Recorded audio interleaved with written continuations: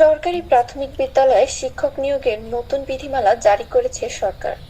নতুন এই বিধিমালায় বাতিল করা হয়েছে দীর্ঘদিনের নারী কোটা। একই সঙ্গে আগের কোটা ব্যবস্থা সংস্কার করে রাখা হয়েছে মাত্র 7%। বৃহস্পতিবার প্রাথমিক ও গণশিক্ষা মন্ত্রণালয় থেকে প্রজ্ঞাপন জারি করা হয়।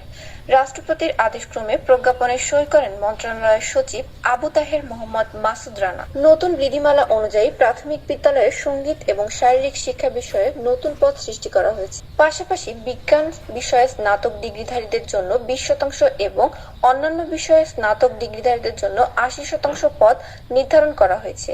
এর আগে সরকারি প্রাথমিক বিদ্যালয়ে সহকারী শিক্ষক পদে নারীদের জন্য 60% এবং পুরুষদের জন্য 20% এবং মুক্তিযোদ্ধা পোষ্যদের জন্য 20% কোটা। নতুন বিধিমালায় 93% পদ মেধাভিত্তিক এবং অবশিষ্ট 7% কোটার মধ্যে 5% মুক্তিযোদ্ধা ও শহীদ মুক্তিযোদ্ধা পরিবারের সন্তানদের জন্য, 1% ক্ষুদ্র নৃগোষ্ঠীর জন্য এবং 1% শারীরিক প্রতিবন্ধী ও তৃতীয় লিঙ্গের প্রার্থীদের জন্য সংরক্ষিত থাকবে।